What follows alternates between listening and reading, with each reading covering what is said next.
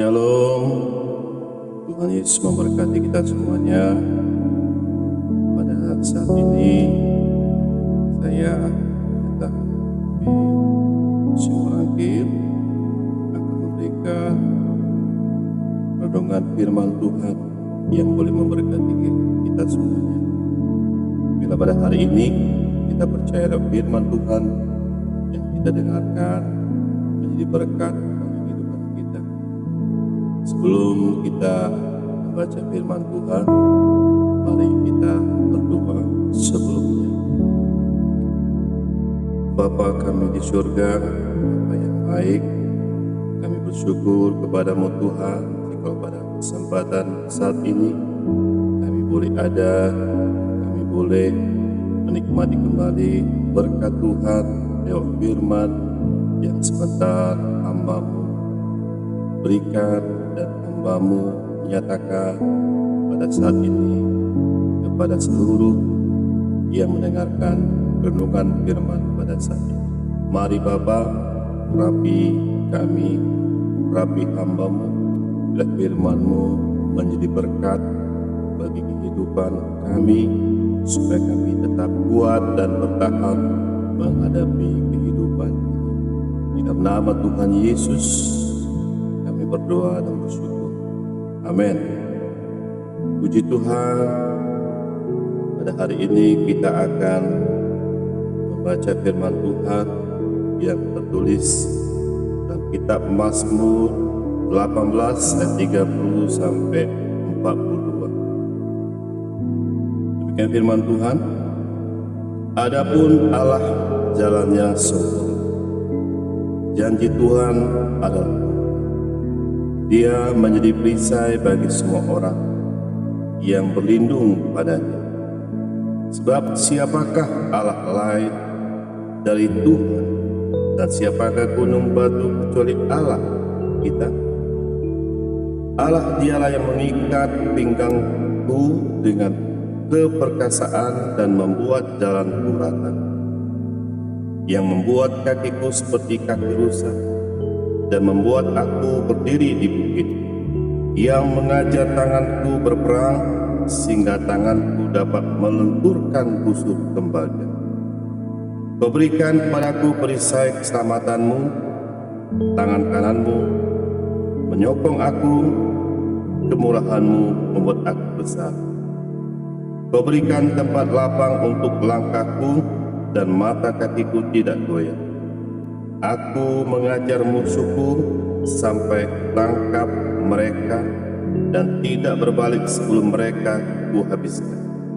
Aku merubuhkan mereka sehingga mereka tidak dapat bangkit lagi. Mereka rebah di bawah kakiku.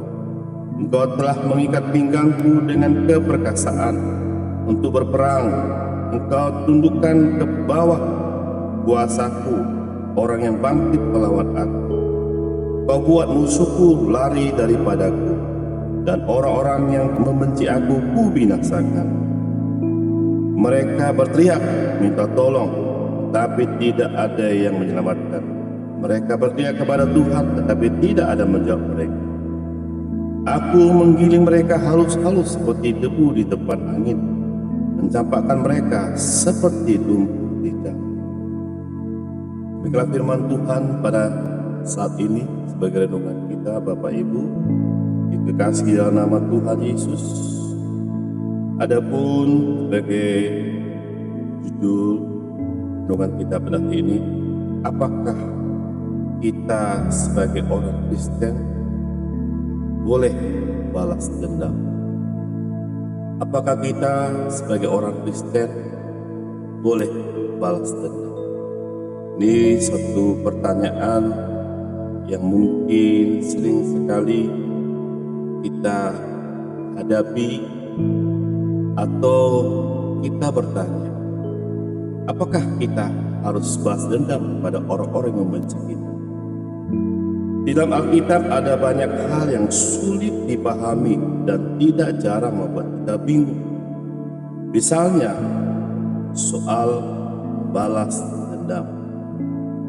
Alkitab dengan jelas sekali menunjukkan bahwa Tuhan tidak menghendaki kita untuk membalas dendam kepada musuh kita. Tetapi di sisi lain ada ayat-ayat seperti yang mengizinkan kita membalas dendam. Jadi ada satu pertentangan antara membalas dendam dan tidak dibenarkan membalas dendam. Salah satu perikop kontroversial, ya.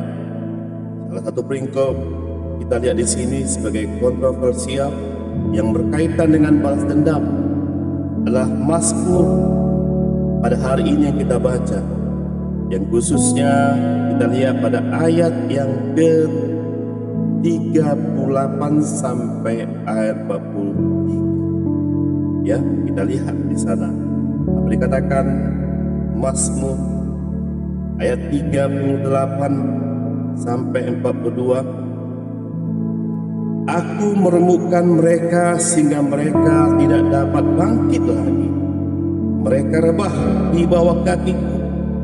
Engkau telah mengikat pinggangku dengan keperkasaan untuk berperang. Engkau tundukkan ke bawah kuasaku orang yang bangkit melawan aku. Kau buat musuhku lari daripadaku, dan orang-orang yang membenci aku binasakan. Ya, kita lihat di sini sebagai ayat, ya, jelas merupakan salah satu perikop kontroversial. Bagaimana kita lihat di sana, kita membalas apa yang mereka perbuat kepada kita.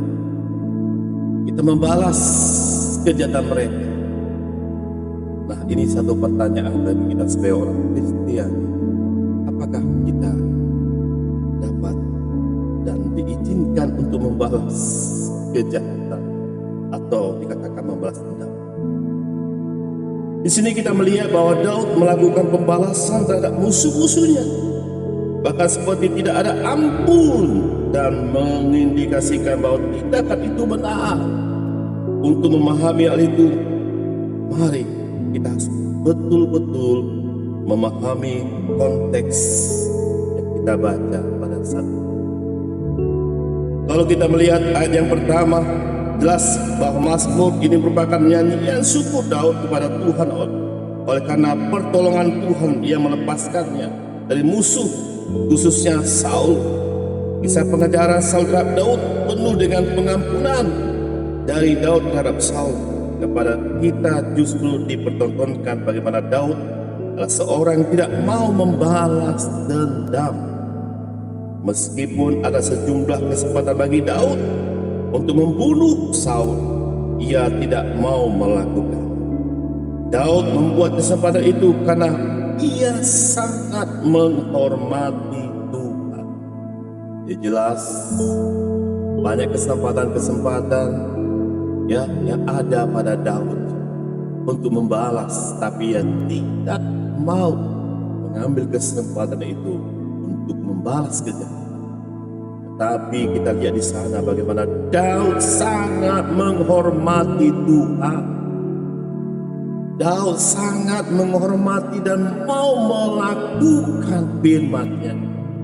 Mungkin ia ingat, ya, siapa yang menaruh kejahatan, ia balas dengan kebaikan. Kasihilah musuhmu.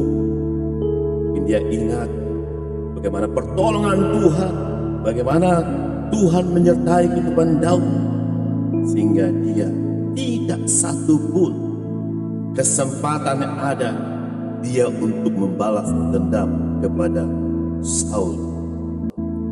Demikian, apakah perikop ini kontradiktif? Jawabannya tentu saja tidak. Perikop ini adalah bagian dari pengakuan Daud bahwa segala sesuatu yang dia alami, termasuk kemenangan-kemenangan terhadap musuh-musuhnya, terjadi karena pertolongan Tuhan. Ia sadar, Bapak Ibu, bahwa apa yang dia terima, bahwa apa yang dia dapatkan itu bukan dengan kekuatan, tapi melainkan pertolongan Tuhan atas kehidupan Daud. Itu sebabnya Bapak Ibu, apa yang kita terima pada saat itu datang. Itu datangnya dari anugerah Tuhan bagi kita. Baik itu keselamatan, baik kehidupan kita, kehidupan yang kekal. Jika nanti kita meninggalkan dunia ini, surga sudah menjadi milik kita. Karena Yesus telah membayar dengan mati, menebus dosa kita dengan harga yang mahal itu, dengan darah Yesus Kristus. Jadi Daud sangat melihat begitu pertolongan Tuhan atas kehidupannya. Dia sadar itu bukan karena kemampuan dia. Dia sadar itu karena bukan keahlian dia, tapi karena pertolongan Tuhan atas kehidupan Daud. Sehingga saya katakan tadi, kalau demikian apakah perikop ini kontradiktif? Jawabannya tentu saja tidak. Karena perikop ini adalah bagian dari pengakuan Daud bahwa segala sesuatu yang ia alami, termasuk kemenangan-kemenangan terhadap musuhnya, karena pertolongan Tuhan, bukan kekuatan. Daud hendak mengatakan bahwa apa yang diterima oleh musuh-musuhnya adalah hal yang wajar sebagai konsekuensi atas kejahatan mereka. Sama seperti perang, Bapak Ibu, ya, jikalau bangsa yang lain menjajah bangsa kita yang kita cintai, apakah kita tinggal diam? Kita harus mempertahankan keutuhan negara kita, bangsa kita dari penjajah. Kita tidak mau diinjak-injak, kita akan bela sampai darah yang terakhir. Ya, itu namanya bagaimana kita membela, ya, untuk kebaikan. Bagaimana kita menerima kemerdekaan walaupun sudah beribu-ribu tahun kita dijajah. Ketika kita merdeka, berarti ada kemenangan. Ada kemenangan yang kita terima. Itulah yang diperbuat oleh Daud. Daud hendak mengatakan bahwa apa yang diterima oleh musuh-musuhnya adalah hal yang wajar sebagai konsekuensi atas kejahatan mereka, bukan hanya kepada Daud tetapi kepada Tuhan. Oleh karena itu mereka patut mendapat hukuman dari Allah, dan Daud dipakai Allah untuk menghukum mereka. Jadi apakah yang kita baca pada saat ini, Bapak Ibu? Ya, apa yang kita baca pada saat ini? Bahwa Daud dia tidak menjadi orang-orang pendendam. Tetapi kita lihat di sini, tapi keadilan Allah yang harus dinyatakan. Keadilan Allah yang dinyatakan. Oleh sebab itu jangan pernah berpikir untuk melakukan balas dendam. Jika ada yang harus dihukum, itulah ada bagian Allah. Tapi bagian kita adalah bagaimana kita belajar mengampuni satu dengan yang lain. Kita belajar untuk mengasihi satu dengan yang lain. Kita belajar untuk memberkati satu dengan yang lain. Walaupun mungkin secara fisik kita tidak sanggup untuk menerima itu, tapi firman Tuhan dikatakan dengan jelas, kasihilah musuhmu. Kasihilah musuh. Jadi jelas sebagai renungan kita pada saat ini, Bapak Ibu kekasih dan nama Tuhan Yesus, firman Tuhan jelas mengatakan pada saat ini, kita sebagai umatnya Allah, kita tidak boleh balas dendam. Tapi kejahatan kita harus balas dengan kebaikan.